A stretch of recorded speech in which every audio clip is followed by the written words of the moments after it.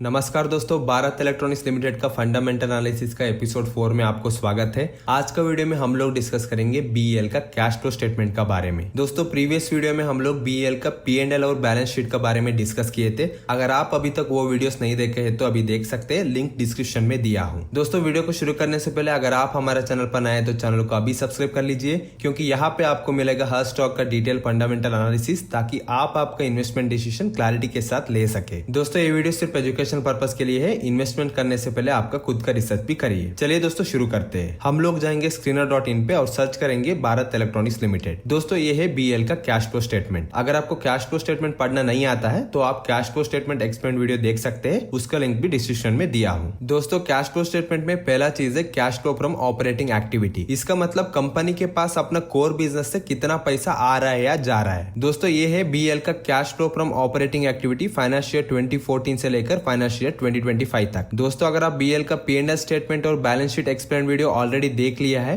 तो आपका माइंड में एक डाउट जरूर आएगा। हम लोग P&L स्टेटमेंट में डिस्कस किए थे कि बीएल का प्रॉफिट हर साल पॉजिटिव और हर साल ग्रो हो रहा था, लेकिन दोस्तों यहाँ पे cash flow from operating activity वो ट्रेंड को फॉलो नहीं कर रहा है। चलिए इसके पीछे का रीजन समझते हैं। दोस्तों, मान लीजिए आप एक साल में एक प्रोडक्ट बनाए हो और उस प्रोडक्ट को बनाने के लिए आपको 80 रुपए का खर्चा पड़ा है और आप उस प्रोडक्ट को आज सेल किए हो एक कस्टमर को 100 रुपया में, लेकिन वो कस्टमर्स ने बोला है कि आपको वो पैसा 3 महीने के बाद देगा। और जब आप आज P&L स्टेटमेंट बनाओगे तो आप तो वहां पे 20 रुपए का प्रॉफिट दिखाओगे, क्योंकि आप 80 रुपए का प्रोडक्ट को 100 रुपए में कस्टमर को सेल किए तो आपको 20 रुपए का प्रॉफिट होगा। इसलिए आपका P&L स्टेटमेंट में ऑपरेटिंग प्रॉफिट रहेगा 20 रुपया। लेकिन दोस्तों, जब आप आज का दिन के लिए कैश फ्लो स्टेटमेंट बनाओगे, उसमें पहला चीज है कि आपका पॉकेट से 80 रुपया गया है उस प्रोडक्ट को बनाने के लिए, तो ये होगा -80। और भले आप कस्टमर्स को वो प्रोडक्ट को 100 रुपए में सेल किए हो, लेकिन आज का दिन में तो कस्टमर आपको पैसा नहीं दिया है, वो तो 3 महीने के बाद आपको पैसा देने वाला है। तो आज का दिन के लिए कस्टमर से जो पैसा आया है वो रहेगा 0।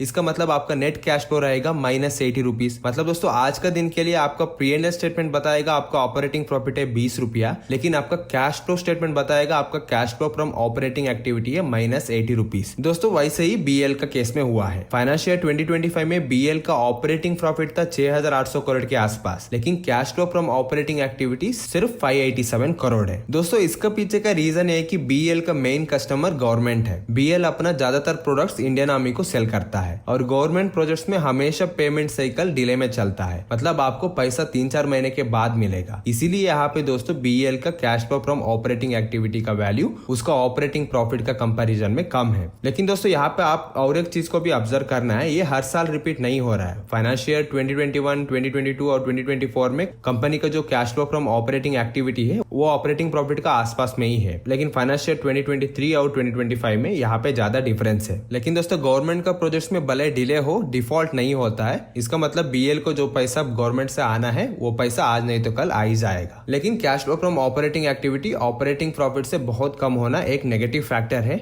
लेकिन दोस्तों, बीएल का केस में उतना डरने की जरूरत नहीं है, क्योंकि कंपनी के पास लगभग 20,000 करोड़ का रिजर्व है फाइनेंशियल 2025 में, और ऊपर से cash flow from operating activity negative नहीं है, ये पॉजिटिव वैल्यू है। मतलब बीएल को प्रोडक्ट्स बनाने के लिए जितना खर्चा हो रहा है वो खर्चा का पैसा तो आ गया है, और प्रॉफिट में जितना पैसा आने का है वो अगले साल के एंड तक आ जाएगा। दोस्तों, नेक्स्ट चीज है cash flow from investing activity. अगर कोई कंपनी का cash flow from investing activity positive है, इसका मतलब कंपनी अपना एसेट्स को बेच के पैसा कमा रहा है। और अगर cash flow from investing activity negative है, इसका मतलब कंपनी एसेट्स को परचेस कर रहा है, क्योंकि यहाँ पे कंपनी का पैसा जा रहा है एसेट्स को परचेस करने में। दोस्तों, यहाँ पे देखिए फाइनेंशियल 2014 से फाइनेंशियल 2025 तक cash flow from investing activity कभी पॉजिटिव है कभी नेगेटिव है, लेकिन हम लोग बीएल का बैलेंस शीट में ये देखे थे कि कंपनी का फिक्स्ड एसेट हर साल ग्रो हो रहा था। तो दोस्तों, यहाँ पे देखिए cash flow from investing activity में फिक्स्ड एसेट परचेस का वैल्यू हर साल नेगेटिव है। इसका मतलब कंपनी हर साल नया एसेट्स को परचेस कर रहा है और ये एक पॉजिटिव सिग्नल है। और अदर इन्वेस्टिंग आइटम्स में ये कभी पॉजिटिव और कभी नेगेटिव है। दोस्तों, अदर इन्वेस्टिंग आइटम्स को आप ऐसे मान सकते हैं कि बीएल अपना पैसे को कुछ एफडी में डिपॉजिट किया है। अगर आप 2015 का एग्जांपल लेंगे, मान लीजिए कंपनी 1000 करोड़ का आसपास का पैसा को एफडी में लगाया, मतलब कंपनी से पैसा गया है एफडी में, तो ये वैल्यू नेगेटिव रहेगा। और अगर आप फाइनेंशियल 2025 का एग्जांपल लेंगे, ये है +1000 करोड़, मतलब आप ऐसे सोच सकते हैं कि बीएल का एफडी मैच्योर हो गया और कंपनी के पास इतना पैसा आ गया है। दोस्तों, नेक्स्ट चीज है cash flow from financing activity. अगर कोई कंपनी का cash flow from financing activity positive है,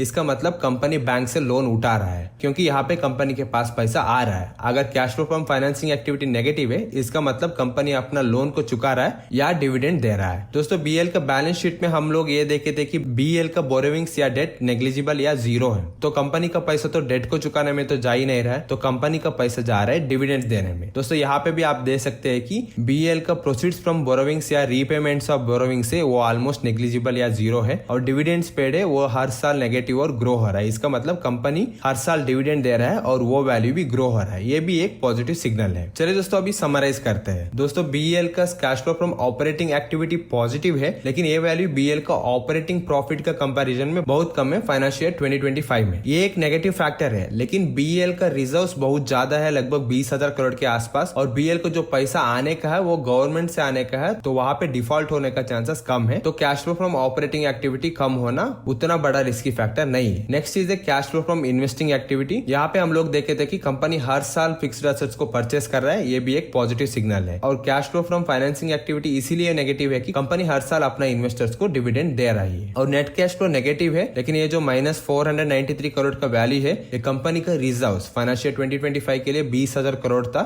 उसका कंपैरिजन में बहुत छोटा है, तो ये भी नेग्लिजिबल है। दोस्तों बीएल का कैश फ्लो स्टेटमेंट बीएल का P&L और बैलेंस शीट का कंपैरिजन में उतना हेल्दी नहीं है, लेकिन यहाँ पे भी हम लोग को कोई मेजर रेड फ्लैग मिला नहीं है। तो दोस्तों बीएल का P&L स्टेटमेंट, बैलेंस शीट और कैश फ्लो से हमको ये क्लियर है कि बीएल का फाइनेंशियल हेल्थ सुपर हेल्दी है और कंपनी ऑपरेशनली भी बहुत स्ट्रॉन्ग है। दोस्तों आने वाले वीडियोस में हम लोग डिस्कस करेंगे बीएल का कॉम्पिटिटर्स कौन है, कंपनी का स्टॉक का फेयर वैल्यू क्या होना चाहिए, स्टॉक का फ्यूचर क्या है, और कंपनी का ग्रोथ के लिए और क्या ऑब्स्टेकल्स आ सकता है। और इसके लिए हम लोग स्टडी करेंगे बीएल का financial ratio, share holding pattern, future orders, order book, company का मैन्युफैक्चरिंग फैसिलिटी और हर एक फंडामेंटल फैक्टर को एनालाइज करेंगे। दोस्तों अगर आपको ये वीडियो अच्छा लगे तो लाइक करिए, शेयर करिए और हमारा चैनल को जरूर सब्सक्राइब कीजिए। मिलते हैं अगले वीडियोस में।